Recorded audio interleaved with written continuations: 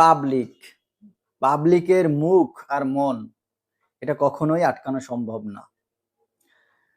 জনাব তারেক রহমানের সরকার ম্যানিফেস্টো দিয়েছিল যে ক্ষমতায় গেলে তারা জনগণের জন্য ফ্যামিলি কার্ড বা কৃষক কার্ড দিবে। যে কথা সেই কাজ, সেটা শুরু করলো সরকার দেয়া।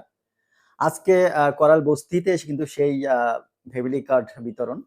সেখানে এই ভদ্র মহিলা যাকে দেখছেন, তিনি কিন্তু ফ্যামিলি কার্ড পাওয়ার পরে খুশিতে আনন্দে আত্মহারা হয়ে মানে নিজের হিতাহিত জ্ঞান হারিয়ে ফেলেছেন এবং খুশি এতটা হয়েছেন, তিনি অলরেডি বলে ফেলছেন যে জয় বাংলা, জয় বঙ্গবন্ধু।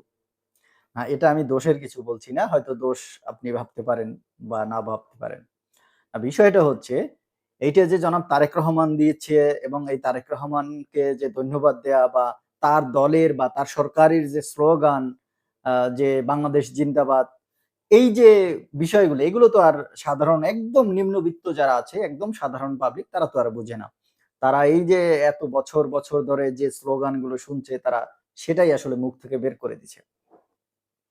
এখন যদি অন্যটা আমরা একটু আলোচনায় আসি সেটা হচ্ছে তারেক রহমান জনাব প্রধানমন্ত্রী, বর্তমানে প্রধানমন্ত্রী, তিনি কিন্তু তার দেয়া যে পদক্ষেপগুলো নিচ্ছেন আ ক্ষমতা গ্রহণের পর, যেমন অফিস টাইম এবং ডিউটি করা, স্বাভাবিকভাবে চলা, সাধারণ মানুষের ভিতরে বেশি প্রোটোকল না নেয়া, এরপরে তার দেয়া প্রস্তাবগুলো বা যে জনগণকে যে ম্যানিফেস্টো দিয়েছে সেগুলো আস্তে, আস্তে পূরণ করা।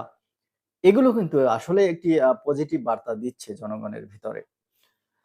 তো এই বিষয়টা যদি আমরা আসলে আস্তে, আস্তে দেখতে থাকি এরকম যে তার সরকার এভাবে কাজ করছে, তাহলে হয়তো ভবিষ্যতে ভালো কিছু হবে।